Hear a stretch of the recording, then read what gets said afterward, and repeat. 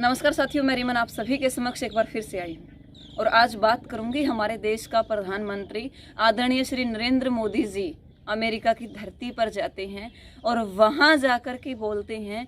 कि मतलब वो वहाँ जाकर के कवाडा सम्मेलन को संबोधित करेंगे, जिसके अंदर उनका कहना है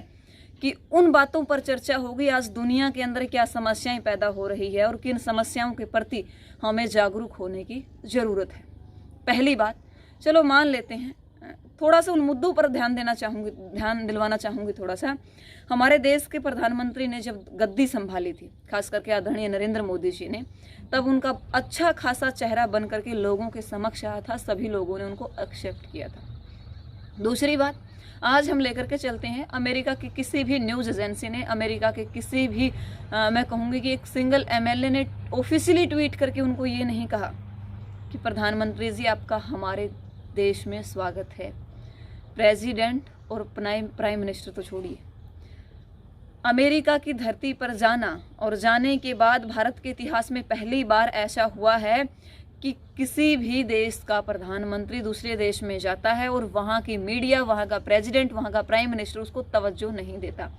दूसरी बात, देश के इतिहास में पहली बार ऐसा हुआ है कि हमारे देश के प्रधानमंत्री के जाने के बाद, दूसरे देश में जाने के बाद, हमारे ही देश के मूल निवासियों ने, कुछ मूल निवासियों ने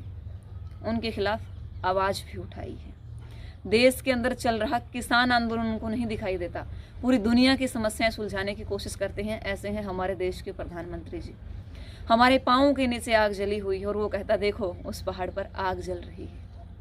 कौन कितना समझाता है, कौन कितना समझता है। देश का यदि हम प्राचीन इतिहास देखते हैं तो उस इतिहास के अंदर शुरू से लेकर के अब तक मैंने हमारे देश में कोई भी ऐसा प्रधानमंत्री नहीं देखा, कोई भी ऐसा एमएलए या एमपी तक मैंने नहीं देखा, मेंबर तक मैंने नहीं देखा जो ये कहता है कि मैं आपका भला करूंगा और मैं ये कहती हूँ कि मुझे मेरा भला नहीं करवाना है। खैर,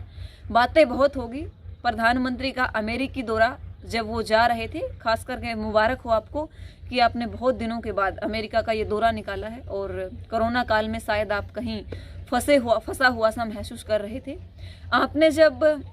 एरोप्लेन में जाते जाते एक फ़ोटो डाला तो हो सकता है कुछ लोगों का दिल आपने जीता हो, लेकिन हमारे मन में जो भावना है, हमारे अंदर जो खून है, वो किसानी खून है, संघर्षी खून है और ये जानता है, पहले पढ़ता है और उसके बाद कुछ न कुछ अपनी प्रतिक्रिया देता है। तो मेरा कहना और सुनना और सुनाना सिर्फ इतना सा है कि प्रधानमंत्री जी 10 महीने हो चुके हैं, 1 साल हो गया है, किसानों की तरफ ध्यान दीजिए। हमारे जिन किसान साथियों ने शहादत दी है, संवेदना के लिए 2 शब्द तो जरूर अपने मुख से निकालिए,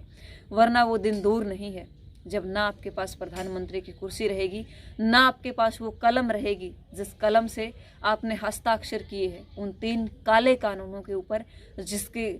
विरोध में आज किसान खड़ा हुआ है और न जाने कितनी शहादत दी है, अपनी जान गंवाई है।